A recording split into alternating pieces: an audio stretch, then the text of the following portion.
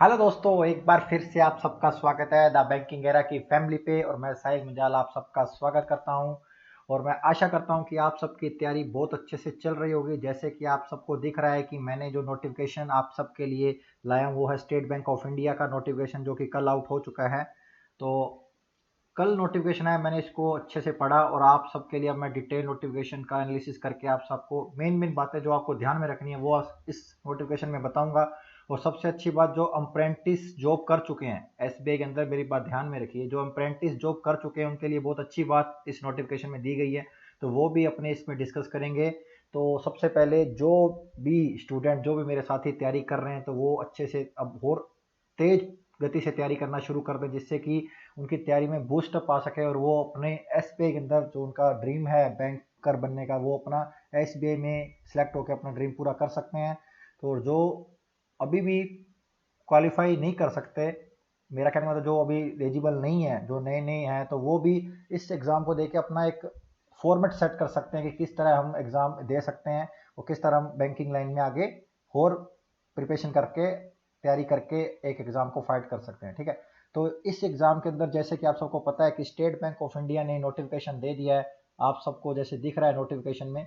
तो दोस्तों, मैं आपको इसमें जो मेन मेन चीज़ें हैं वही बताऊंगा, जिससे कि आपको ज़्यादा परेशान नहीं करूंगा और बहुत छोटी सी वीडियो बनाऊंगा। देखो, अभी क्या है, एसबीआई ने एक रिक्रूटमेंट ऑफ जूनियर एसोसिएट का, जो कि हर साल आता है, वो अनाउंस कर दिया है, कल अनाउंस करा है। ठीक है। और जिसके जो फॉर्म भरने की जो डेट दी है वो स्टार्ट हो रही है 17/11, मतलब कल से आज से स्टार्ट हो गई है। और 7/12 तक लास्ट फॉर्म भरा, लास्ट जो है 7/12, लास्ट डेट जो है 7/12 है। लेकिन आपको 7/12 से पहले फॉर्म भर देना है दोस्तों। 7/12 बिल्कुल भी नहीं सोचना है, आपको पहले फॉर्म भर देना है। ठीक है। जिससे कि आप में क्या होगा, जब आप फॉर्म भर देते हो ना, तो एक अलग से एनर्जी आ जाती है कि भाई अपने जल्दी से जल्दी तैयारी को और ज़्यादा बूस्ट कर सकें, और ठीक है, और अपने एग्जाम को फाइट अच्छे से कर सकें। अभी क्या है, आपको बताया गया है कि 7/11 से अपना 17/11 से चालू और 7/12 तक भरे जाएंगे। तो अपने को ये तारीख आज से चालू हो गया और आप जल्दी, जितना जल्दी पॉसिबिलिटी हो सकती है आप फॉर्म को भर दीजिए। ठीक है। और अब आगे देखिए क्या है, एप्लीकेशन भरेंगे स्टेट सबसे मेन चीज ये देखिए क्या दी गई, there is a no provision for inter circle transfer and inter state transfer for junior associate to be recruited. इसमें एसबीआई हर 2019 से देता ये लाइन लिखता आ रहा है कि भाई जिस स्टेट में आप as a clerical, as a junior associate join होंगे एसबीआई में, तो आपका इंटर सर्कल ट्रांसफर नहीं होगा। एग्जाम्पल तौर पे जैसे मान लो मैं हूँ, अब मैं राजस्थान से बिलोंग करता हूँ ना, लेकिन मैंने गुजरात के अंदर एज ए क्लरिकल में एसोसिएट काम कर रहा हूँ, तो मैं राजस्थान में वापस सर्कल ट्रांसफर नहीं ले सकता हूँ। मुझे, यदि मेरे को एसोसिएट रहना है, तो मेरे को गुजरात के अंदर ही रह के जॉब करनी पड़ेगी। ठीक है। तो इसी प्रकार यदि आप जब फॉर्म भर रहे हैं, तो एक मेंटेलिटी बना के रखना कि भाई मेरे को इंटर सर्कल ट्रांसफर नहीं मिलेगा। आपको सर्कल ट्रांसफर लेना है तो आपको प्रमोशन लेना ही पड़ेगा। तो आपको प्रमोशन लेके ही आप अदर स्टेट में जा सकते हो, एज ए एसोसिएट बन के आप नहीं जा सकते। ये बात आप ध्यान में रखना, ये स्पष्ट एसबीआई ने रिक्रूटमेंट के अंदर कह दिया, there is a no provision for inter circle transfer और inter state transfer for junior associate. ठीक है। ये बात आपको पहले ही माइंड में बिठा लेनी है। तो अब बात करते हैं वैकेंसी की। तो देखिए, आपको सबको पता है कि वैकेंसी इस बार बहुत अच्छी आई है, क्योंकि इलेक्शन आ रहा है, वो भी एक रीज़न हो सकता है। और दूसरी बात यह है कि रिटायरमेंट भी बहुत ज़्यादा हो रहे होंगे नेक्स्ट ईयर, तो उसके अकॉर्डिंग भी ये वैकेंसी आउट हुई है। तो सबसे जो नोटिफाई करने वाली स्टेट है वो है गुजरात। क्या है? गुजरात। क्योंकि गुजरात के अंदर वैकेंसी है टोटल 820, जिसमें जनरल की 337, ईडब्ल्यूएस की 88 और सबसे ज़्यादा ओबीसी की 221, एसटी की 123 और एससी की 57। जैसे आंध्र प्रदेश में ये 50, कर्नाटक में ये 450, मध्य प्रदेश में 280। ये पूरा नोटिफिकेशन दिया गया। ठीक है। मैं आपको मेन मेन स्टेट बताता हूँ जहाँ पे बहुत बम्पर वैकेंसी है। जैसे कि देखिए, हिमाचल प्रदेश में देखो 180 आ गई है। ठीक है, बहुत अच्छी वैकेंसी है। पंजाब के अंदर बहुत अच्छी वैकेंसी आई है, 180 आई है टोटल। ठीक है। तमिलनाडु में भी 171 वैकेंसी आई है। देखो, अब देखो राजस्थान के अंदर कितनी बम्पर वैकेंसी आई है, लगभग 1000 के लगभग 940 क्लेरिकल, और जनरल के 377 और ईडब्ल्यूएस के 94, ओबीसी के 188। बहुत ज़्यादा वैकेंसी, एसटी की 122 और एससी की 159। तो बहुत ज़्यादा वैकेंसी आई है। देखिए, उत्तर प्रदेश में तो 2000 के लगभग 1781 वैकेंसी टोटल, जिसमें जनरल की है 733, ईडब्ल्यूएस की 178 और ओबीसी की देखिए ओबीसी की देखिए ईडब्ल्यूएस से ज़्यादा, कितनी ज़्यादा, देखो बहुत ज़्यादा है 480, और एसटी की 17, और देखो एससी की कितनी ज़्यादा वैकेंसी है 373, और यूपी के अंदर जो एससी वाले हैं उनके लिए बहुत बम्पर वैकेंसी है। और आप सबको पता है एससी कट ऑफ की बहुत कम मार्जिन जाती है। अभी देखो दिल्ली, दिल्ली के अंदर देखो, दिल्ली सर्किल में दो हैं रीजन, दिल्ली और उत्तराखंड। दिल्ली में 437 और उत्तराखंड में 215, और इसी प्रकार पूरे रीजन में ही दी गई है वैकेंसी है ना, पूरे रीजन में। टोटल देखो कितनी वैकेंसी, 8283, और बाद में ये वैकेंसी भी हो रहा है ना, ये वैकेंसी भी ऐड करनी है अलग से। तो आप मान के चलिए अप्रोक्सीमेट आपकी ये वैकेंसी जो है 8500 के लगभग है, लगभग जो है 8500 वैकेंसी आई है, आप मान के चलो इतने, ठीक है। ये आपको वैकेंसी के बारे में मैंने बता दी। और सबसे मेन जो रीजन जिस स्टेट में, गुजरात में आई है, राजस्थान में आई है, यूपी में आई है, ठीक है। गुजरात, राजस्थान और यूपी, इसके अंदर बहुत ज़्यादा वैकेंसी आई है, ठीक है। क्योंकि अब क्या है कि जहाँ रिक्रूटमेंट सॉरी रिटायरमेंट सर्किल में ज़्यादा होगा तो वहाँ की जो वैकेंसी है वो वैकेंट होंगी, फिर वहाँ पे रिक्रूटमेंट भी ज़्यादा करना पड़ेगा, समझ रहे हो। जहाँ पे रिटायरमेंट कम है तो वहाँ कम वैकेंसी है। तो ये तो सर्किल वाइज उनका इंटरनल प्रॉब्लम होता है, इंटरनल उनका जो डिस्कशन होता है, तो उसके अकॉर्डिंग ये नोटिफिकेशन आउट होता है। आपको बस अपनी तैयारी करनी है, आपको अपने सर्किल में क्वालिफाइड होना है और अपनी जॉब सिक्योर करनी है, ठीक है। अब अपने मेन जो बात करेंगे वो है एज सी, एज का क्राइटेरिया क्या है, देखो या एलिजिबिलिटी क्राइटेरिया दे रखा है। एज की जो लिमिट है एज ऑन 1/4/2023, ध्यान में रखना 1/4/2023, इसमें देखा है कि not below 20 years and not above 28 years age on 1/4/23, मतलब 1/4/2023 के अकॉर्डिंग जो एज है वो कैलकुलेट होगी, ठीक है।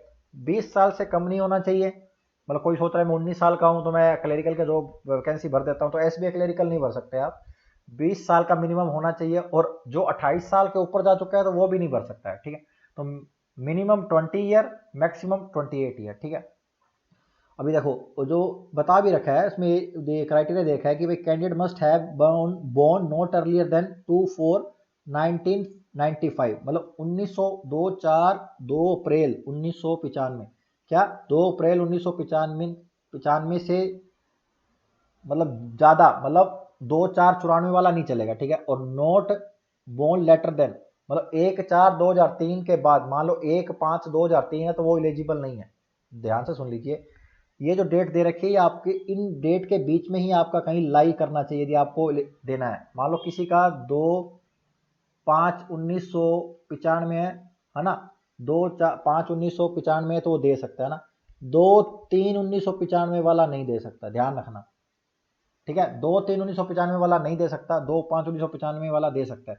इसी प्रकार इधर जैसे 1/5/2003 वाला ये नहीं दे सकता, ठीक है। 1/4/2003 से पहले वाला ये दे सकता है। तो आप थोड़ा ध्यान में रखना, ठीक है। उसके बाद ये एज का इन्होंने दे रखा है, एज का जो रिलैक्सेशन है ये अलग अलग दे रखा है। एसटी के लिए 5 साल है, ओबीसी के लिए 3 साल है, पीडब्ल्यूडी के लिए 10 साल 15 साल अलग अलग कैटेगरी में दे रखे हैं, तो ये आपको दे सकते हैं। अभी देखो सबसे मेन पॉइंट देखो, ये 8 नंबर वाला पॉइंट देखना है, ये 8 नंबर पॉइंट बहुत ज़्यादा इंपॉर्टेंट पॉइंट दिया है एसबीआई ने, ट्रेंड अप्रेंटिस ऑफ एसबीआई, ठीक है। मतलब जब एसबीआई के अंदर अप्रेंटिस लगे थे ना, तो उनको उसमें भी एक पॉइंट दिया गया था रिक्रूटमेंट में कि जब वो कोई भी क्लेरिकल का एग्जाम देंगे ना तो उनको रिलैक्सेशन मिलेगा। अभी देखो ये दिया गया है, इनके ध्यान रखना, इनों का रिलैक्सेशन दिया गया है, देखिए ये देखो, trained apprentice of SBI. Relaxation in upper age limit will be applicable to trained SBI apprentice of SBI who has completed the apprenticeship successfully in SBI before 31/10/2023. His conduct performance is found to be satisfactory during the entire training period. Successful completion of apprenticeship training refer to passing skill evaluation test, ठीक है। Joining national apprenticeship, ये जो अपने को apprentice आपने 31 अक्टूबर 2023 से पहले आपने मतलब अप्रेंटिस का जो एक प्रोग्राम आपने एसबीआई का पूरा किया है तो आपको रिलैक्सेशन मिलेगा। वो कितना मिलेगा वो यहाँ पे दिया गया है, देखिए SC/ST का है तो उसको 6 साल, ओबीसी को 4 साल, जनरल को 1 साल। मान लो किसी का 28, बहुत इंपॉर्टेंट चीज़ है ये, देखो जनरल वाले और ईडब्ल्यूएस वाले देख लीजिए, 1 साल का रिलैक्सेशन, ओबीसी का 4 साल, SC/ST का 6 साल। मान लो कोई ऐसा स्टूडेंट है जो अप्रेंटिस करके अभी वापस तैयारी में लगा हुआ है और उसकी एज 29 ईयर हो गई है, तो वो एग्ज़ाम एसबीआई का दे सकता है। ये बहुत ज़्यादा अच्छी बात एसबीआई ने करी है, जिससे कि आप अपने आप को एक मौका दे सकते हैं और अपनी तैयारी को बूस्ट करके अपने एसबीआई में एक जॉब जो आपको करने का एक मन है वो भी, आपका जो एक ड्रीम है वो भी पूरा कर सकते हैं, ठीक है। तो ये आपको मैंने एज के बारे में बताया, जो कि बहुत ज़्यादा कन्फ्यूजन रहता है, आपको कन्फ्यूजन नहीं होना चाहिए। अब मैंने बहुत अच्छे से बता दिया एक्सप्लेन करके। और अब जो ट्रेनी अप्रेंटिस थे उसके बारे में भी बहुत अच्छी बात बताई है कि आपको किस तरह ये चीज़ आपको हैंडल करनी है, ठीक है। अब अपने जो सबसे बड़ी मेन बात है कि भाई एग्ज़ाम एग्ज़ाम का जो एज है वो सॉरी, ये जो अपनी लैंग्वेज है, ये आप अपनी लैंग्वेज दे सकते हैं कि हर स्टेट की अलग अलग एक लैंग्वेज है। उसमें आपको ध्यान में रखना है कि आप इस लैंग्वेज के अंदर आपको कंफर्ट होना चाहिए ना। कंफर्ट कहने का मतलब मेरा ये है कि मान लो कोई राजस्थान का स्टूडेंट है ना, अब वो चाहता है कि मैं गुजरात के अंदर एग्ज़ाम देता हूँ, तो उसकी 10th के अंदर यदि गुजराती लैंग्वेज नहीं है तो उसको यहाँ पे गुजरात में आके गुजराती एग्ज़ाम देना पड़ेगा, जो कि एसबीआई खुद कंडक्ट करवाता है। अब यदि आप उस एग्ज़ाम जिसको बोलते हैं एल टी टेस्ट होता है, लैंग्वेज टेस्ट होता है, यदि आप उसको क्वालिफाई करेंगे फिर ही आप अपने एक जॉब को सिक्योर मान सकते हैं। मान लो उस स्टेज पे आके आपको यदि एसबीआई निकाल देता है लैंग्वेज के पर्पज से, तो आपको वो बाहर माना जाएगा, आपको प्री मेंस का पास करने का कोई भी मतलब नहीं रह जाएगा। तो आप जो भी स्टेट में जा रहे हैं एग्ज़ाम देने, उस एग्ज़ाम की उस स्टेट की लैंग्वेज आना बहुत ही ज़्यादा कंपलसरी है। अभी बहुत केस ऐसे हुए लास्ट ईयर हर अपने कुछ स्टेट से जो लैंग्वेज टेस्ट से काफ़ी बच्चे फेल भी हुए हैं, गुजरात के अंदर भी हुए हैं, अदर स्टेट में जो है महाराष्ट्र में भी हुए हैं, हर स्टेट में बच्चे फेल हुए हैं जो अदर स्टेट से हैं। तो आप जिस स्टेट में एग्ज़ाम देने जा रहे हैं तो प्लीज़ ध्यान में रखना कि भाई आपको वो लैंग्वेज आनी चाहिए, मस्ट है वो, है ना, वो आपकी मस्ट है, वो लैंग्वेज आपको आनी ही चाहिए, जिससे कि आप कंफर्ट रह सकें। अभी देखो, अब सबसे मेन बात, जो चीज़ जिससे मतलब सिलेक्शन होगा, वो मेन मुद्दे की बात अपने करते हैं। देखो सिलेक्शन प्रोसीजर क्या है, प्री और मेंस है, ठीक है। कोई इसमें आपका इंटरव्यू नहीं होगा, आपको प्री देना है, मेंस देना है। मेंस क्वालिफाई होते ही आप यदि उस स्टेट की लैंग्वेज आपकी 10th में है तो आप डायरेक्ट आपको जो ऑफर लेटर दिया जाएगा और आपको ज्वाइनिंग दी जाएगी, ठीक है। तो अब देखिए, इन्होंने फॉर्मेट अपने को दिया गया है कि भाई इंग्लिश लैंग्वेज आएगी, न्यूमेरिकल एबिलिटी आएगी और रीजनिंग एबिलिटी आएगी, ठीक है। हर सब्जेक्ट के क्या आएंगे, क्वेश्चन आएंगे। 30 क्वेश्चन इंग्लिश के आएंगे, न्यूमेरिकल एबिलिटी के 35 आएंगे, रीजनिंग के 35 आएंगे। नंबर कितने कितने मिलेंगे, 30, 35, 35, ठीक है। इंडिविजुअल सब्जेक्ट का टाइमिंग फिक्स है कि भाई जब आपका एग्जाम देने बैठेंगे तो एक सब्जेक्ट चालू होगा। अब वो जो क्वेश्चन पेपर है, मान लो इंग्लिश का सब्जेक्ट खुला तो 20 मिनट तक वही पेपर रहेगा। जैसे 20 मिनट ओवर होंगे तो अगला सब्जेक्ट ऑटोमेटिक ओपन हो जाएगा। पिछले सब्जेक्ट में जितने क्वेश्चन कर दिए, फिर आपका नेक्स्ट क्वेश्चन पेपर खुल जाएगा, न्यूमेरिकल एबिलिटी खुल जाएगा, तो 20 मिनट तक एक पेपर चलेगा, फिर 20 मिनट तक दूसरा पेपर चलेगा, फिर 20 मिनट तक तीसरा पेपर चलेगा। इसी तरह 1 घंटे के अंदर आपको 100 क्वेश्चन आपके कंप्लीट दिए जाएंगे और वो कंप्लीट करने हैं। आपको मैक्सिमम से मैक्सिमम क्वेश्चन करने हैं, जिससे कि आपके अच्छे से अच्छे नंबर आ सके और आपको घबराने की जरूरत ना पड़े कि भाई मेरे जो मार्क्स हैं या मेरा जो पेपर है कट ऑफ पास करेगा कि नहीं करेगा। आपकी तैयारी इस तरह होनी चाहिए कि प्री के अंदर आपको देखना ही ना पड़े कि आपके जो मार्क्स हैं वो कट ऑफ के पार होंगे कि नहीं होंगे। आप में इतना कॉन्फिडेंस होना चाहिए कि हाँ मैं मेंस दूंगा, और मेंस क्वालिफाई करने के लिए आपको पूरा जोर से तैयारी करनी है, पूरी जोर लगा के तैयारी करनी है, जिससे कि आप कहीं भी अटके नहीं सिलेक्शन में, ठीक है। तो आपको प्री में क्या क्या आएगा वो ध्यान रखिए, इंग्लिश आएगी, न्यूमेरिकल एबिलिटी आएगी और रीजनिंग एबिलिटी। 3 सब्जेक्ट आते हैं, 30, 35, 35, ठीक है। 35 क्वेश्चन मैथ के, 35 क्वेश्चन रीजनिंग के, 35 क्वेश्चन इंग्लिश के आएंगे, और तीनों के 20-20 मिनट आपको इंडिविजुअल मिलेंगे। तो आपको ध्यान में रख के ध्यान करना है क्वेश्चन, ठीक है। ये तो हो गया आपका प्री का, ठीक है। अब सबसे बढ़िया बात मेंस में इन्होंने ये तो सबको पता है कि भाई आपके क्वेश्चन है। इसमें एक अच्छी बात और भी है, पता नहीं किसी ने बताई है कि नहीं बताई, मैं आपको बता देता हूँ। मेंस के अंदर देखो, पैटर्न तो फिक्स है, ये तो पैटर्न फिक्स है कि भाई जनरल फाइनेंशियल अवेयरनेस के क्या 50 क्वेश्चन आते हैं, बहुत ज़्यादा मार्जिन है इसका, 50 नंबर का मार्जिन है, ठीक है। और बहुत अच्छा जीके आता है एसबीआई के अंदर, ऐसा मतलब नहीं है कि बिल्कुल सिंपल सा आएगा, बहुत अच्छे लेवल का आता है। तो आपको बहुत डीप तैयारी होनी चाहिए जीके की, ठीक है। इस सब्जेक्ट को आपको 35 मिनट मिलेंगे, ठीक है। 35 मिनट इसको दिए जाएंगे क्वेश्चन पेपर को। आपको 35 मिनट बहुत ज़्यादा लगेंगे, लेकिन आपको हर क्वेश्चन को आराम से पढ़ना है और आराम से उसको एक तवज्जो देनी है हर क्वेश्चन को, जिससे कि क्या होता है कि क्वेश्चन के अंदर कुछ ट्रिकी वर्ड ऐसे डाल दिए जाते हैं कि वो जिस क्वेश्चन को आप जिस वे में समझ रहे होंगे वो उस वे में उसका आंसर नहीं होता है, कुछ ऐसे ट्रिकी वर्ड डाल देने से उसका आंसर बदल जाता है, और वो ही एग्जामिनर स्टूडेंट के साथ खेल खेलता है। तो आपको हर क्वेश्चन को ध्यान में पढ़ना है, ठीक है। 35 मिनट बहुत ज़्यादा होते हैं 50 क्वेश्चन को, तो आप 50 में से भी मतलब 50% भी क्वेश्चन सही कर जाएं तो बहुत अच्छी बात होगी, क्योंकि बहुत ज़्यादा अच्छा लेवल क्वेश्चन आता है। अभी देखो सेकंड पेपर क्या आएगा, इंग्लिश। इंग्लिश के अंदर आपको नॉर्मल मीडियम लेवल का दिया जाएगा, 40 क्वेश्चन होंगे, 40 मार्क्स के, इसका 35 मिनट्स का ड्यूरेशन होगा। तो बहुत अच्छा ड्यूरेशन है, आप आराम से कर सकते हैं, मॉडरेट लेवल होता है। और जो इंग्लिश में अच्छी पढ़ लेते हैं, अच्छी इनकी रीडिंग स्किल है, तो वो उनके लिए बहुत ईजी होने वाला है इंग्लिश, कोई दिक्कत नहीं आएगी। तो दिक्कत आएगी तो इन दो पेपरों में आएगी, मतलब इनमें दिक्कत कहने का मतलब ये है कि ये जो पेपर है थोड़े कैलकुलेटिव होते हैं, quantity aptitude and reasoning ability and computer aptitude, ये थोड़े कैलकुलेटिव होते हैं, ठीक है, जिससे कि क्या है कि इनको करने में टाइम बहुत कंज्यूम होता है। आप कर जाओगे लेकिन टाइम बहुत कंज्यूम, इसमें क्या आएगा, ये देखिए यहाँ पे दिया गया है, मैं आपको थोड़ा दिखाता हूँ यहाँ से।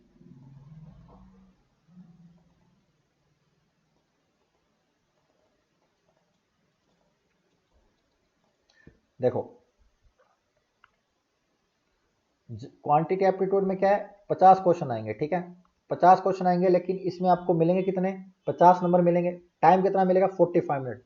तो ये बहुत ही एक लिमिटेड सा टाइम है क्वांटिटी एप्टीट्यूड में, 45 मिनट आपको दिए जा रहे हैं, लेकिन आपको 50 क्वेश्चन दिए जा रहे हैं और 50 ही नंबर मिल रहे हैं।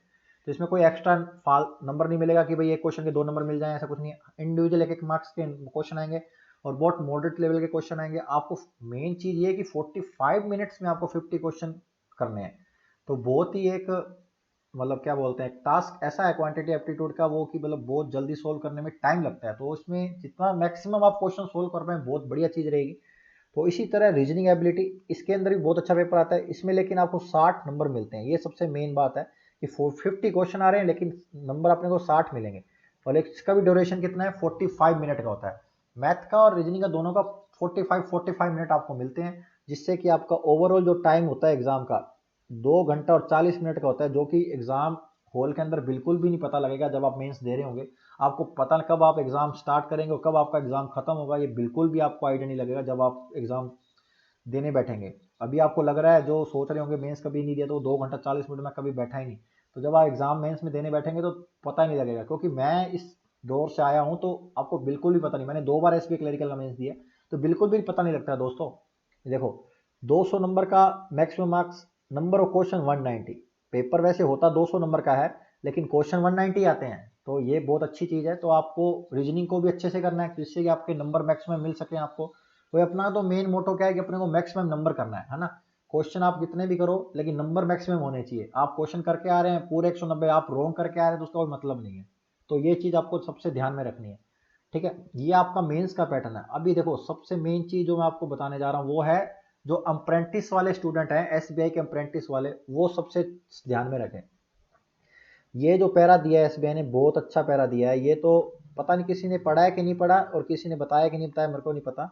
ये क्या लिखा है, trend apprentice of SBI may be given weightage in the main examination by awarding 2.5 marks of maximum marks. मतलब देखो 5 मार्क्स आउट ऑफ 200, मतलब जिन जिन स्टूडेंट ने अप्रेंटिस की ट्रेनिंग कर ली है, मान लीजिए मेरी ब्रांच में एक स्टूडेंट आया था, मतलब अप्रेंटिस था, उसने 1 साल जॉब करा, उसको रिजाइन दे दिया, वो मान लो फरवरी में उसका टर्नओवर पूरा हो गया।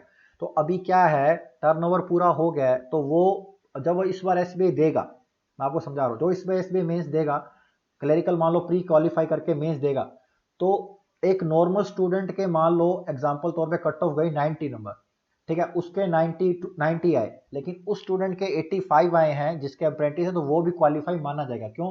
क्योंकि उसमें 5 नंबर उसको एक वेटेज दी गई है एसबीआई के द्वारा। आप देख रहे हैं 25, मतलब 2.5% मैक्सिमम, वो 5 marks out of 200 as bonus marks. तो bonus marks will be added to the aggregate score of the candidate to arrive at the final aggregate score.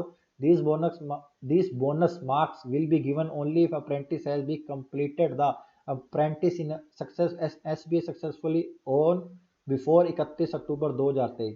और जिन जिन अप्रेंटिस का जो ट्रेनिंग प्रोग्राम है वो 31 अक्टूबर 2023 से पहले पूरा हो चुका है, तो उन सब को जो मेंस देंगे उनको 5 मार्क्स मेंस में दिए जाएंगे। ये बहुत बड़ी बात है, मेंस के अंदर एक एक नंबर पे लड़ाई होती है और उनको 5 मार्क्स दिए जा रहे हैं। तो एसबीआई ने उनको एक वेटेज दी है कि भाई उन्होंने एसबीआई में 1 साल अपना डिवोट करा है तो उनको 5 साल दिए जा रहे हैं, 5 मार्क्स दिए जा रहे हैं। तो ये बहुत अच्छी बात है। जब एसबीआई में आएंगे तो उनके लिए भी अच्छी बात है क्योंकि उन्होंने काम अच्छे से कर रखा है, तो उनको कोई दिक्कत नहीं आने वाली है। तो ये था एग्जाम का कि भाई प्री कैसे होगा और मेंस कैसे होगा, ठीक। अब मैंने आपको एग्जाम लैंग्वेज का भी बताया, तो यहाँ पे मैं दोबारा बता, जिनका जो सिलेक्ट होंगे, जिनका 10th और 12th के अंदर जो ओप्ट लोकल लैंग्वेज यदि feel not be subjected to any language in case of other specify of local language test will be conducted after provision selection, मतलब जिन जिनका 10th और 12th में वो लैंग्वेज का जो सर्टिफिकेट है तो चलता है, तो उनको एग्जाम देने की जरूरत नहीं है। यदि नहीं है तो उनको वो टेस्ट देना है, फर्दर वो क्वालिफाई होते हैं, फर्दर उनको वो लेटर दिया जाएगा, ठीक है। और सबसे मेन बात देखो, सिलेक्शन कैसे होगा, जो प्री के अंदर स्कोर आएंगे वो मेंस में ऐड नहीं होंगे, ठीक है। प्री एक क्वालिफाई नेचर है, कट ऑफ पार करिए और सीधा मेंस में बैठिए, तो मेंस होगा और मेंस के में जो आपकी कट ऑफ होगी उससे बस उसको पार करना है और फाइनल अपना सिलेक्शन लेना है, ठीक है। ये सब आपको मिल जाएगा, कॉल लेटर आएगा कब आएगा वो उसने सोचनी है, वो आपको केवल तैयारी करनी है। ये अपने को दे रखा है कि भाई किस तरह आइडेंटिटी प्रूफ लेके जाना है, और वो आपने एग्जाम में दिया होगा तो आपको पता लग गया होगा, तो इसमें इतना सोचने की बात नहीं है, ठीक है। और जो हाँ फीस की बात कर लेते हैं कि भाई जनरल ओबीसी और ईडब्ल्यूएस की फीस है 750, और SC ST PWD की क्या है, नील है, ठीक है, क्या है, नील है। और आपने फिर और ये सब दे रखा है कि भाई हेल्प डेस्क दे रखा है कि कैसे कैसे आपको भाई कोई दिक्कत है तो कैसे आप उनसे पूछ सकते हैं। तो ये नोटिफिकेशन है, आप भी इसको पढ़ लेना, मैंने आपको मेन मेन चीज़ बता दी है। और देखो ये प्री का सेंटर है, ये अलग अलग अपने को सेंटर लिस्ट दे रखी है मेंस की और प्री की, तो आप ध्यान में देख लेना भी, आप जिस स्टेट से अप्लाई करना चाहते हैं वहाँ आपके आसपास जो भी सेंटर लगता हो तो वो आप सेंटर फिल कर सकते हैं। मेरी स्टेट के अंदर भी मेरी सिटी आ गई है, मैं इस सिटी हनुमानगढ़ से बिलोंग करता हूँ, तो ये हनुमानगढ़ भी आ गया है सेंटर। हमारे टाइम में नहीं था तो हम दूसरी स्टेट में एग्जाम देने जाते थे, तो कोई बात नहीं। तो ये सब था। तो लेकिन एक चीज़ और बता देता हूँ, SBI क्या करता है, SBI के अंदर ऐसा सीन है कि भाई मान लो कोई राजस्थान का बंदा है, वो गुजरात में एक जॉब करना चाहता है, लेकिन उसको प्री का सेंटर मेंस का सेंटर उसकी स्टेट में मिल जाता है, ऐसा नहीं है। बाकी जो एग्जाम होते हैं जैसे RRB है, IBPS क्लर्क है, तो इसमें क्या आप जिस स्टेट से एग्जाम भर रहे हैं उस स्टेट में एग्जाम देने जाना पड़ता है, लेकिन SBI इसमें थोड़ा लीन रहता है, SBI उसमें थोड़ी फैसिलिटी देता है कि आप जिस स्टेट में हैं आप उसी के आसपास कोई भी सेंटर भर के आप एग्जाम दे सकते हैं, लेकिन जिस स्टेट से आप भरना चाहते हैं उस स्टेट किसी भी स्टेट से भरना चाहते हैं भर सकते हैं, उसमें ऐसा नहीं है कि उसी स्टेट में जाके एग्जाम देना है, ऐसा कुछ भी नहीं है। तो ये माइंड में रखना कि आप पहली बार भर रहे हैं तो ये चीज़ ध्यान में रखना कि भाई आपको कहीं भी अदर स्टेट में जाने की जरूरत नहीं है, किसी भी स्टेट से भरें, आप जिस स्टेट में रहते हैं आपका होम टाउन है उसके आसपास जो भी सेंटर है वहां सेंटर आप भर सकते हैं। हाँ, फर्दर जब सेलेक्ट हो जाएंगे फिर उस स्टेट में आपको जाना पड़ेगा जब लेटर आएगा, बस प्री मेंस का आप वहां एग्जाम दे सकते हैं। ये SBI बहुत ज्यादा फैसिलिटी देता है, ठीक है। और एक चीज और, जो SBI से रिजाइन कर चुके हैं, SBI की जॉब छोड़ चुके हैं, तो वो दोबारा एग्जाम नहीं दे सकते, ये भी आप माइंड में रखें, कईयों को नहीं पता होता तो मैंने बता देता हूँ। ये ऑल ओवर चीजें मैंने आपको SBI जो नोटिफिकेशन है बता दी है। बस दोस्तों आपको ध्यान में रख के ये सब तैयारी में लग जाना है, और किसी तरह की कोई भी फालतू चीज़ें नहीं सोचनी है, बस आपको मेन दिखना चाहिए कि प्री और मेंस दो चीज़ें हैं और दोनों निकालनी है। हाँ, और एग्ज़ाम बता देता हूँ, प्री का जो एग्ज़ाम है ना, प्री का वो आपका मोस्ट प्रोबेबली क्या होगा, जनवरी में हो जाएगा ना। आप प्री का एग्ज़ाम मान के चलें, दे भी रखा है कि जनवरी में हो जाएगा, ठीक है। जनवरी के फर्स्ट या सेकंड वीक में आपका प्री का एग्ज़ाम हो जाएगा, और मेंस का जो एग्ज़ाम है वो फरवरी के लास्ट वीक में होने की संभावना है, फरवरी में हो जाएगा, ठीक है। फरवरी में हो जाने की पूरी संभावना है। आपकी ज्वाइनिंग अप्रैल तक मेरे ख्याल से हो जानी, अप्रैल मई में हो जाएगी, तो इतना सोचने की जरूरत नहीं है। कोई लास्ट ईयर वाले भी अप्रैल में ज्वाइन हुए थे, तो आप भी अप्रैल में मैक्सिमम हो सकते हैं, तो अच्छे से लाइन जुड़े रहें, और जितना हो सके इस वीडियो को शेयर करें, और जो भी तैयारी कर रहे हैं उन सबको ये वीडियो पहुंचाएं, जिससे कि उनको पता लग सके भी क्या क्या चीज़, और स्पेशली अप्रेंटिस वालों को जरूर पहुंचाएं, जिससे उनको ये चीज़ें पता लग सके जो मैंने बताई।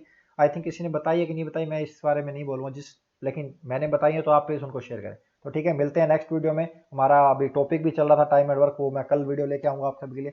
तो मिलते हैं नेक्स्ट वीडियो में, तब तक के लिए जय हिंद जय भारत।